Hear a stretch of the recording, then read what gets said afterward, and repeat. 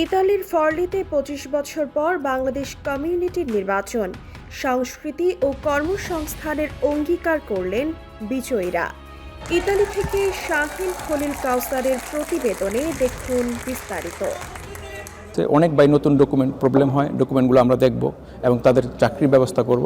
আর সর্বোপরি আমাদের সংস্কৃতিটাকে, আমাদের যে আমরা বাংলাদেশি, আমাদের সংস্কৃতিকে আমরা এখানে মুখ উজ্জ্বল করব। আমাদের নিউ জেনারেশন যারা আছে, আমাদের বাচ্চা কাচ্চারা যারা এখানে বড় হবে, তারা অন্তত বাংলাদেশটাকে চিনতে পারে। দীর্ঘ ২৫ বছর পর ইতালির পরিচ্ছন্ন শিল্প নগরী ফর্লিতে অনুষ্ঠিত হল বাংলাদেশ কমিউনিটির বহুল প্রতীক্ষিত নির্বাচন। উৎসব মুখর ও শান্তিপূর্ণ পরিবেশে অনুষ্ঠিত এই গণতান্ত্রিক কার্যক্রমে প্রবাসী বাংলাদেশিদের অংশগ্রহণ ছিল চোখে পড়ার মতো। নির্বাচনে বিজয়ীরা প্রবাসী দেশীয় সংস্কৃতির চর্চা, নতুন প্রজন্মের সঙ্গে সম্পৃক্ততা এবং অবৈধ অভিবাসীদের কর্মসংস্থানের সুযোগ তৈরির অঙ্গীকার করেছেন।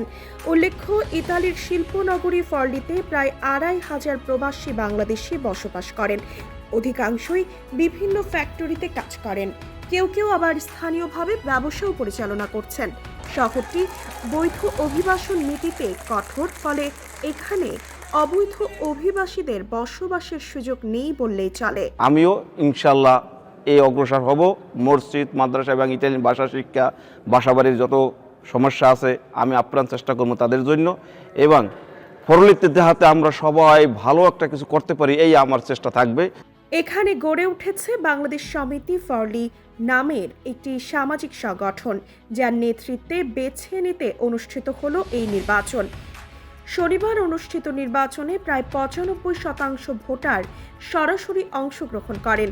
ফর্লির বাংলাদেশিদের গণসংযোগ, সাংস্কৃতিক ঐতিহ্য রক্ষা এবং সামাজিক উন্নয়নের লক্ষ্যে গঠিত কমিউনিটিতে দীর্ঘদিন পরে নিজেদের নেতৃত্ব বাছাইয়ের সুযোগ পেয়ে ব্যাপক সাড়া দেন।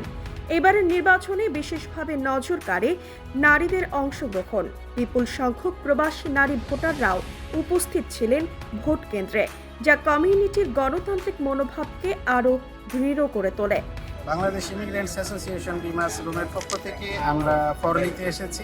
এখানে প্রথমবারের মতো বাংলাদেশ সমিতি বা বাংলাদেশ অ্যাসোসিয়েশনের নির্বাচন অনুষ্ঠিত হয়েছে। অত্যন্ত সুষ্ঠু পরিবেশে নির্বাচনটি আমরা পরিলক্ষিত হলো, দেখলাম। নির্বাচনের সুষ্ঠুতা পর্যবেক্ষণে বাংলাদেশ ইমিগ্রেন্টস অ্যাসোসিয়েশনের সভাপতি ডক্টর মুক্তার হোসেন এবং কমিউনিটি নেতা MK রহমান লিটন রোম থেকে ফর্লিতে আগমন করেন। তারা নির্বাচনী ব্যবস্থাপনা ও প্রবাসীদের অংশগ্রহণে সন্তোষ প্রকাশ করেন।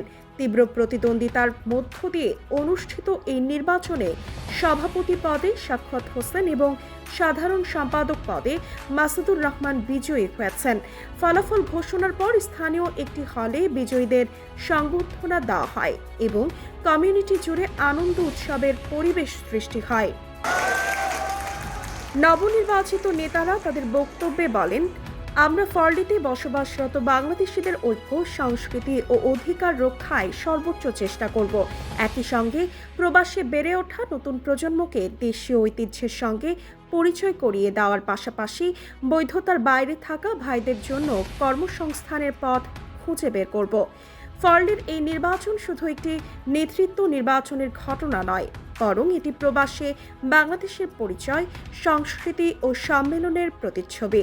নেতৃত্বে পরিবর্তনের মাধ্যমে কমিউনিটির জন্য নতুন পথ রচনা হয়েছে। প্রবাসে এ ধরনের সুশৃঙ্খল গণতান্ত্রিক আয়োজন বাংলাদেশিদের ভাবমূর্তি আরও উজ্জ্বল করবে, সেই প্রত্যাশায় সকলের।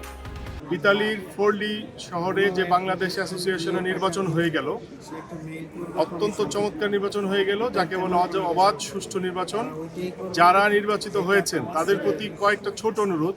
সেই অনুরোধগুলো হচ্ছে যে যদি সম্ভব হয় একটা আমাদের ছোট্ট সোনামণিদের জন্য, ভবিষ্যৎ প্রজন্মদের জন্য একটা বাংলা স্কুলের ব্যবস্থা, অর্থাৎ সেটা উইকেন্ডে হতে পারে, তাদের জন্য একটু বাংলা শিক্ষা গ্রহণ। ছোট ছোট যারা ইয়াং জেনারেশন আসছে তাদের জন্য কাজের ব্যবস্থা এবং ভাষা শিক্ষার ব্যবস্থা করে দেওয়া, এবং যদি কারো ডকুমেন্ট না থাকে তাদের ডকুমেন্টের ব্যবস্থা করে দেওয়া।